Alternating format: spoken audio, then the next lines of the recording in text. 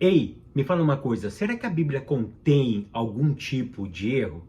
Afinal de contas, será que Cristo é maior do que a Bíblia ou a Bíblia é maior do que Jesus? Afinal de contas, o que significa a palavra ortodoxia? Será que na Bíblia contém algum tipo de milagre ou tudo que está escrito nela eu posso explicar apenas através da razão? Essas e outras questões serão respondidas nesta videoaula, então não percam! A paz, queridos, que bom estarmos aqui novamente no nosso programa semanal da Escola Bíblica Dominical para darmos sequência na nossa série de videoaulas baseado no tema A Igreja de Cristo e o Império do Mal. Para quem não me conhece, eu sou o pastor Fábio Segantin. Se você é novo aqui no nosso canal, não perca essa oportunidade, porque aqui do lado tem um botãozinho vermelho, clica nele, porque toda semana temos um vídeo novo aqui no nosso canal. E se você for um inscrito, o YouTube vai lhe avisar quando eu postar algo novo no nosso canal.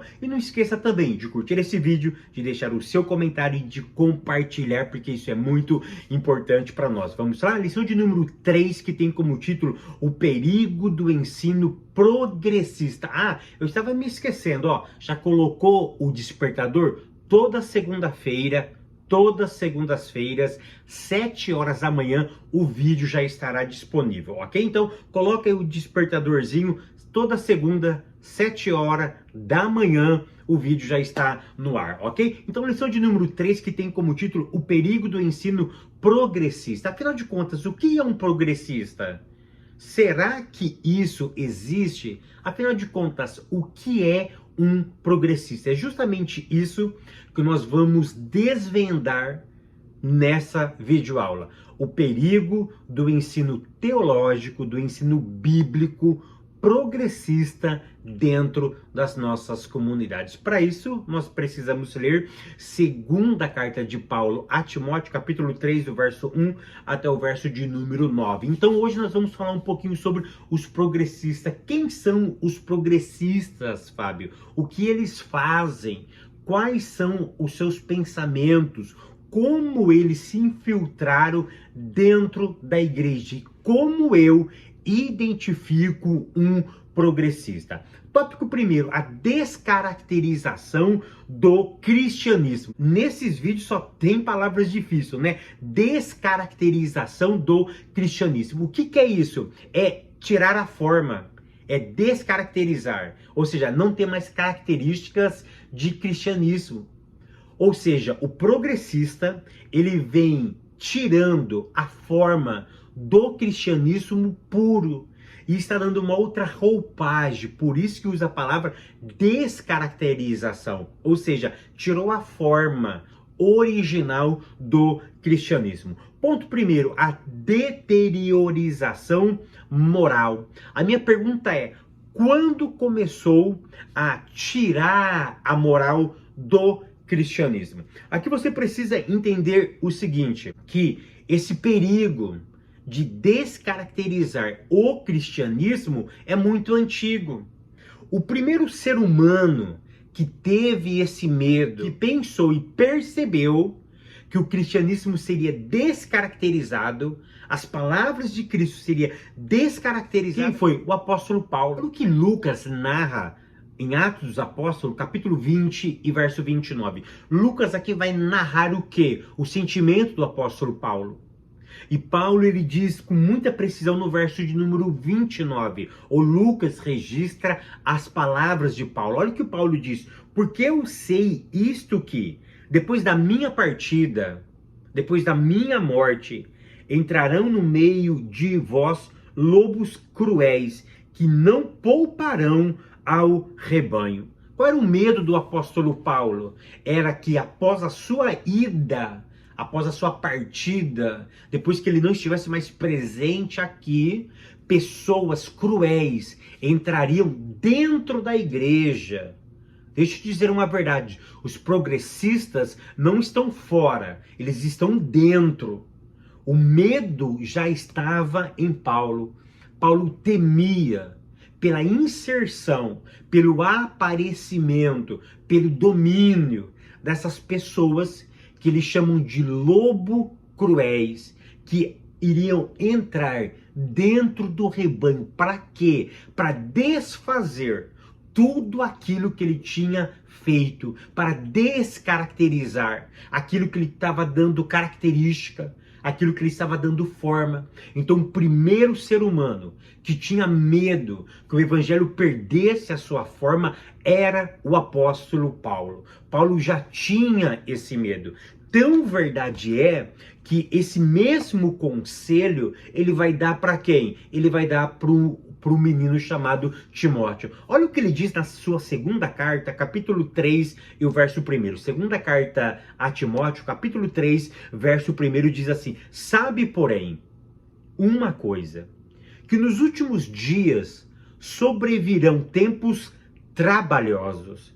Ou seja, ele já estava ratificando, ele estava nos informando que nos finais dos tempos nós teríamos tempos trabalhosos. Então perceba que na época de Paulo ele já temia por esse sentimento.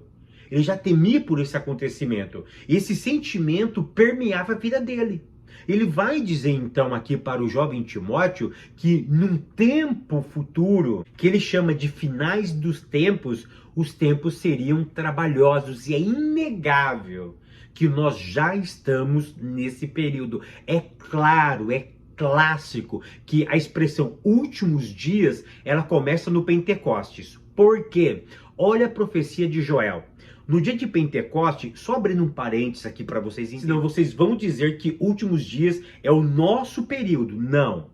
Os últimos dias começa com a descida do Espírito Santo em Atos capítulo 2. Então, quando o Espírito Santo desce em Atos capítulo 2, começa o quê? A expressão últimos dias. Mas o que você precisa entender é o seguinte, que o pecado é algo evolutivo. O pecado vai evoluindo.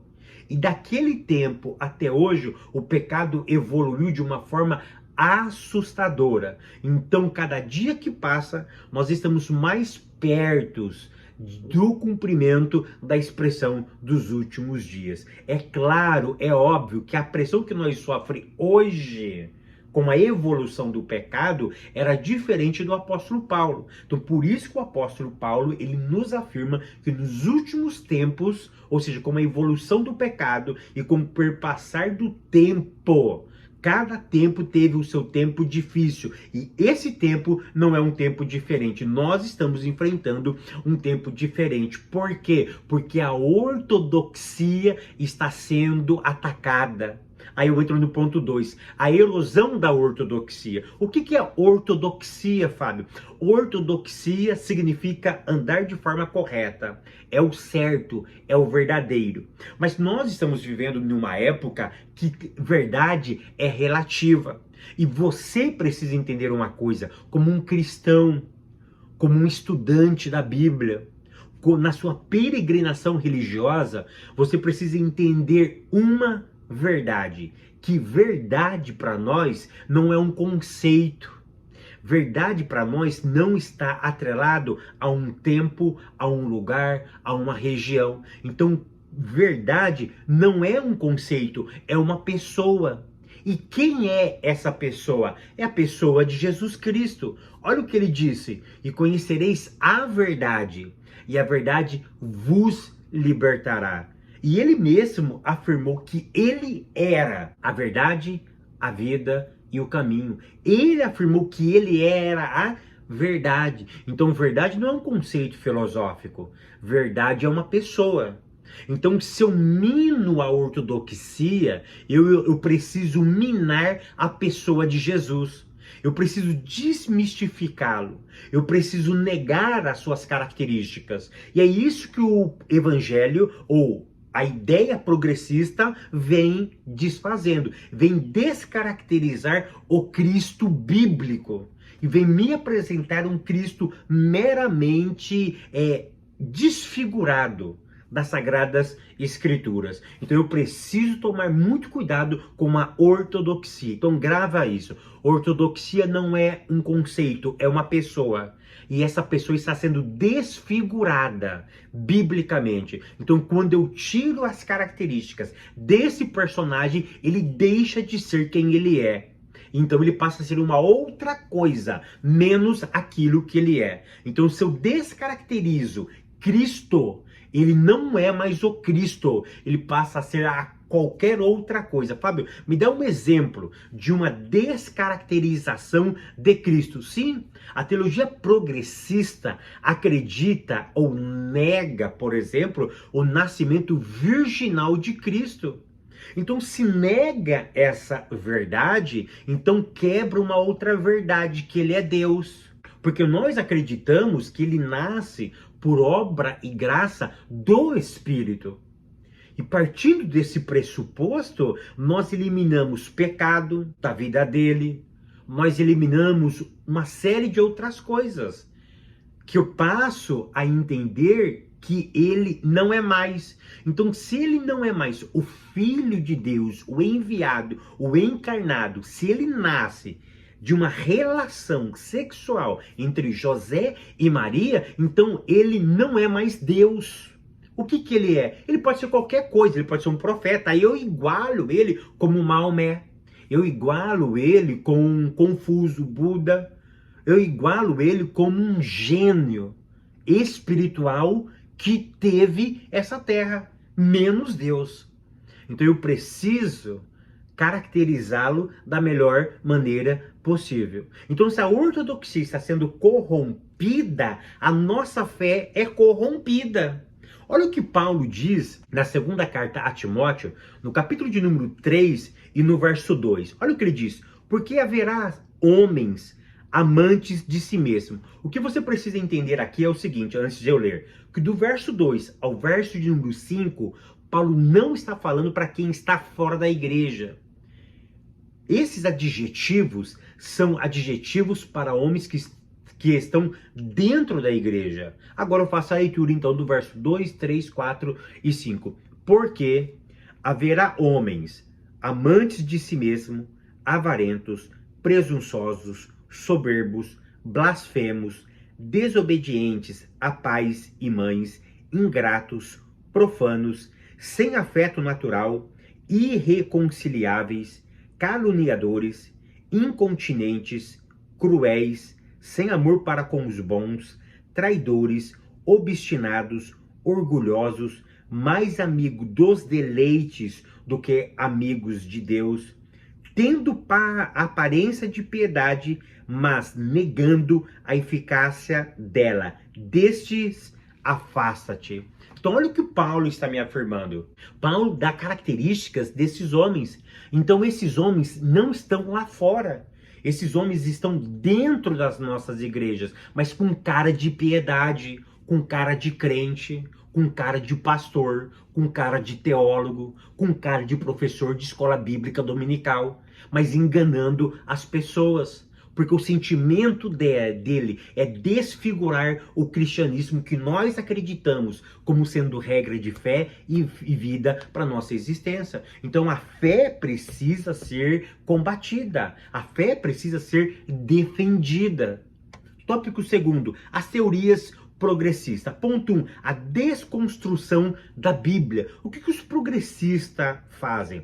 O que você precisa entender aqui é o seguinte: os progressistas, eles são uma versão da teologia liberal. Aqui você não precisa entender muito de história, porque eu vou explicar na prática para vocês. Então a ideia aqui não é você ser um acadêmico, um expert em progressista em teologia liberal. O que você precisa entender aqui é o seguinte: o que eles fazem? Eles querem tirar tudo que é espiritual da Bíblia Sagrada. Foi isso que a teologia liberal fez. A teologia liberal lá no século XIX, depois entra para o século XX, na década de 40, de 30, na década de 30, 40, 50, por exemplo, ela ganha muita força, tá? Na Europa, ela ganha muita força aqui nos Estados Unidos, e ela vai minando a igreja, ela entra nos centros acadêmicos, e o que ela pregava? Ela pregava o seguinte: tudo que estiver escrito na Bíblia, que eu não consigo explicar, não é verdade. É mito, é qualquer outra coisa, menos palavra de Deus. Então, olha que interessante. Se eu consigo explicar, é válido. Se eu não consigo explicar, é conversa. como meu pai dizia, é conversa para boi dormir. Eu quero que você entenda da melhor maneira possível. Eu não estou sendo acadêmico nem teórico aqui. Então, qual é a ideia da desconstrução da Bíblia? É que a Bíblia não é a palavra de Deus. Então, o que os progressistas negam? Primeiro, a sua inspiração. Eles acreditam que a Bíblia é uma construção humana. Eles não acreditam na inspiração de Deus para os escritos bíblicos. Uma outra coisa que eles negam é a inerrância da Bíblia. Para os progressistas, a Bíblia contém erros. Aprenda uma coisa, o que é inerrância, Fábio? Inerrância é a incapacidade da Bíblia errar. Eu preciso acreditar que a Bíblia não contém nenhum tipo de erro. Fábio, mas eu tenho uma Bíblia lá em casa que ela tem um monte de erro. Ok, você tem uma Bíblia traduzida. O que nós acreditamos na inerrância? Que os textos originais, a versão original, ela é intocável. Ela não contém um erro sequer. O que contém erro são as traduções. Aí eu não posso atribuir à tradução uma veracidade bíblica. Então eu preciso entender o seguinte, que na sua originalidade a Bíblia é inerrante e infalível. A Bíblia não contém nenhum tipo de erro. É isso que os progressistas querem colocar na nossa goela, que a Bíblia contém erro. E a Bíblia é tão documentada, a Bíblia é o único livro do mundo mais documentado em toda a sua época. E nessa documentação é prova cabal, é prova documental, é prova acadêmica que ele é um livro perfeito. Eu não tenho dúvida disso. Eu não tenho dúvida disso, que a Bíblia é um livro extremamente perfeito. Se a Bíblia diz que Jonas foi engolido por um peixe, não importa o tamanho do peixe, eu vou acreditar que o peixe engoliu Jonas. Fábio, é um mito. Não é um mito. É a mais pura verdade. Por quê? É inerrante. A Bíblia não falha. Ela não tem um tipo de erro sequer. Uma outra coisa que eles pregam é o ateísmo aberto. O que é o ateísmo aberto? Presta atenção. O ateísmo aberto nega basicamente 3 doutrinas bíblicas. Quais? Onisciência, onipotência e onipresença. Ele nega a existência de Deus trabalhando em nosso favor. Então, o que o teísmo aberto acredita no quê? Na seguinte hipótese, que Deus muda ou Deus reage de acordo com as minhas ações. Ou seja, enquanto eu vou fazendo, enquanto eu vou existindo, enquanto eu vou me movendo, de acordo com as minhas ações e movimentos e decisões, Deus vai se ajustando àquilo que eu estou fazendo. Então, olha só, enquanto eu faço, Deus reage. Deus reage através das minhas ações. Ou seja, Deus passa a existir, ou ele passa a se manifestar de acordo com as minhas atitudes. São as minhas atitudes que libertam, ou que vai mudando a chave, ou que vai ligando as atividades dele. Então ele reage de acordo com as minhas ações. Se eu acreditar que o teísmo aberto ele é verdadeiro, eu nego a doutrina bíblica. Que doutrina, Fábio? Soberania. O que é soberania? É o ato de alguém governar sem ser questionado. A Bíblia deixa claro que quando ele vai agir, ele não pede a minha e a tua opinião. Olha o que ele disse para Jó. Ô Jó, você está com uma moral... Você acha que você tem moral, tal? Tantas perguntas. Ok, me fala uma coisa, onde você estava quando eu lancei os fundamentos? Você existia? Onde você estava quando eu disse para a água do mar vai até ali? Quando eu coloquei o sol e a lua no lugar exato, onde você estava? Me fala uma coisa, você pode contar as estrelas do céu? Ou seja, Deus começou a perguntar para ele. que Deus estava dizendo para ele? Que quando ele quer fazer, ele não precisa da minha, da tua opinião. Ele faz porque ele é soberano. Então, essa teologia do teísmo aberto, ela é uma aberração. Deus nunca vai reagir mediante as minhas ações. Senão ele é servo, ele é mordomo, ele é garçom, ele é qualquer outra coisa menos Deus. Então essa teologia é uma teologia demoníaca. E é tão interessante que essa teologia vem com palavras bonitas. Eu gosto muito de um pastor, eu não vou falar o nome dele aqui, mas eu ouço pregação dele quase toda semana. Quase toda semana eu ouço no mínimo uma pregação dele. E ele é progressista. E as palavras dele são tão bonitas, se você não ficar atento, você cai. Né? Mas eu gosto de assistir ele justamente para isso, para aguçar a minha capacidade de identificar os erros em uma fala bonita. Porque o nosso problema é esse, numa fala romantizada, eu acredito numa algo que eu acho que é verdade e na verdade não é uma verdade, tá bom? Ponto de número dentro do teísmo aberto, eu preciso entender uma coisa aqui, que eles entendem que Deus deu autonomia para o homem. E é claro, eu acredito nisso também, que Deus deu autonomia para nós, porque a Bíblia diz isso. O que Deus disse para Adão? Adão, governa. O salmista já disse isso, que os céus é do Senhor, a terra é dos homens. Mas essa ideia de dar autonomia para o homem é para ele governar, mas nunca se esquecer do Criador.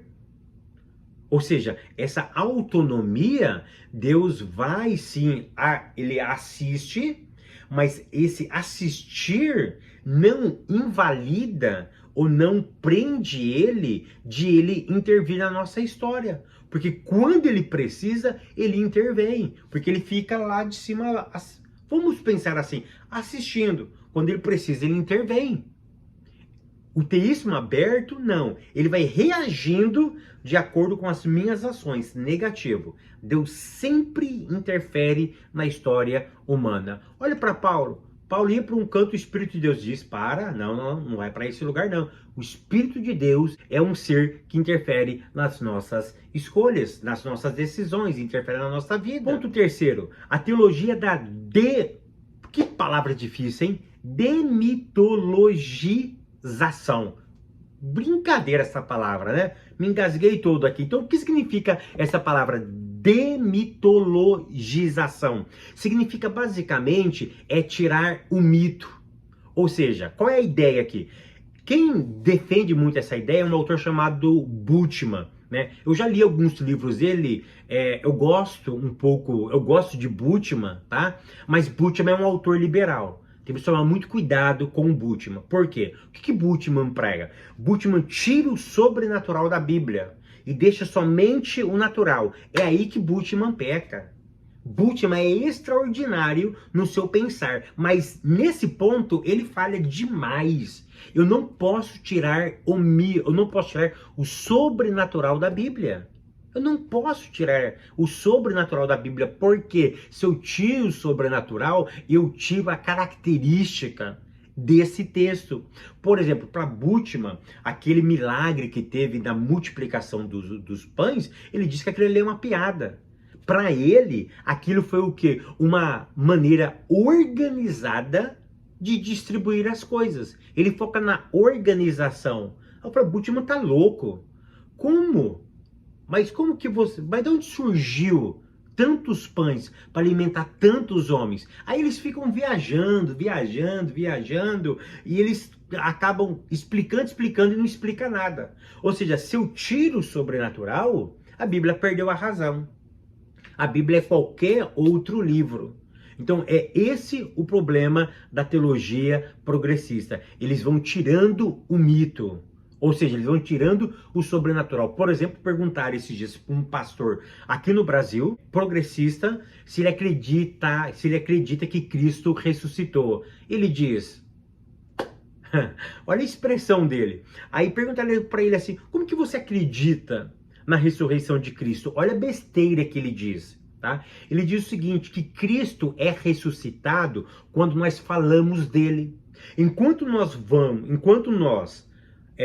falamos de Cristo, aí ele está vivo. Aí ele está ressuscitado. Peraí, não. Jesus ressuscitou em carne e osso. Ele ressuscitou corporalmente. Ou seja, a ressurreição dele não é algo místico, não é algo apenas filosófico. Enquanto eu falo, eu trago à memória, a minha memória, a existência de um ser não negativo. Ele ressuscitou literalmente. Se o texto está dizendo, eu acredito naquilo que o texto está dizendo. Tópico terceiro, refutando o ensino progressista. Ponto 1, reafirmando a autoridade da Bíblia. Como eu reafirmo a autoridade da Bíblia? Querido, presta atenção no que eu vou te dizer. Como que eu reafirmo a autoridade da Bíblia? Primeiro, eu preciso acreditar que ela é a palavra de Deus. Isso é uma questão de fé. Não deixa que as falácias dessa vida, que as filosofias vãs invadem a sua mente, desce para o seu coração e esfria a tua fé. Entenda que o que está escrito nesse texto é real, é vivo. Aquilo que está escrito aqui já deu certo há mais de 2000 anos. Está dando certo e vai continuar dando certo, porque aqui não contém a palavra. Isso é a palavra de Deus. Eu preciso reafirmar que somente a Bíblia é capaz de mudar a história humana. Aí eu gosto muito de uma expressão, a sola escritura, que é uma das 5 solas, solo Deus, sola escritura, ou seja, somente a escritura e nada além da escritura. A tua experiência não vale para atestar a Bíblia Sagrada. A Bíblia Sagrada atesta a tua experiência. Fábio, eu tive uma revelação, e nessa revelação eu vi um anjo montado numa BMW, numa moto, numa BMW, ele saía andando, e ele parou na frente da igreja, e disse, igreja, vem comigo que eu vou andar com vocês. Negativo. Se essa revelação não ter pauta nas Sagradas Escrituras, você dormiu, você comeu uma feijoada, você teve qualquer coisa, um delírio, um devaneio, você teve qualquer outra coisa, menos uma revelação. A tua experiência não atesta a Bíblia. A Bíblia atesta a tua experiência. Ponto 2, ensinando as doutrinas bíblicas. Como que eu refuto o ensino progressista? Uma coisa que eu preciso salientar para vocês, nós precisamos dar mais ênfase à área de estudo bíblico nas nossas igrejas. Ela precisa ser mais educativa, mais pedagógica do que palestrante. Hoje nós temos mais palestras, nós temos mais motivação dentro das igrejas do que estudo sistemático da palavra. Olha o que Jesus disse em Mateus capítulo número 28. Essa palavra é muito forte. Mateus capítulo 28, verso 19. Diz assim, portanto, ide, fazei discípulos de todas as nações, batizando-os em nome do Pai, do Filho e do Espírito Santo, ensinando-os a guardar todas essas coisas que eu vos tenho mandado. E eis que eu estou convosco todos os dias, até a consumação do século. No verso 19, ele disse, vai e faça discípulo. Como que nós vamos ou iremos fazer discípulos? Ensinando as Escrituras, gastando tempo em ensinar as Escrituras. E eu preciso ensinar as Escrituras de forma coerente, de forma bíblica, de forma honesta. Se eu não tenho ensino, eu não tenho discípulo. E olha o que ele diz no verso 20, ensinando-os a guardar todas essas coisas. O que ele está nos reafirmando no verso de número 20? Eu preciso mostrar com a minha vida aquilo que está escrito no texto sagrado.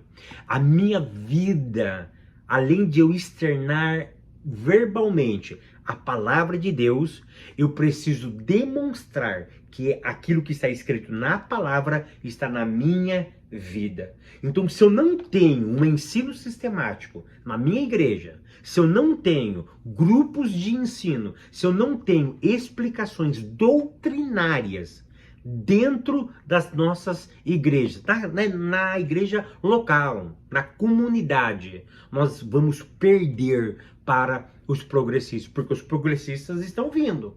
E eles estão inflamando a nossa mente, o nosso coração com palavras bonitas, mas infelizmente antibíblica. Como que eu refuto um progressista? Enfatizando a santificação. Por quê? Porque os progressistas, uma das falas dos progressistas, que o que resolve a nossa sociedade, por exemplo, é as práticas da política. A política é capaz de libertar as pessoas da opressão. Então é interessante que essa fala, ela é bonita, mas ela é antibíblica. Por quê? O que liberta o ser humano, o ontológico, o ser, é a palavra de Deus. Nós precisamos ensinar a santificação. Por quê? A santificação é um processo. Como que eu me santifico? Basicamente de duas formas. Ratificando que a Bíblia é a verdade absoluta e instruindo pessoas na doutrina. Então não existe santificação se não tiver ratificação que a Bíblia é a palavra de Deus.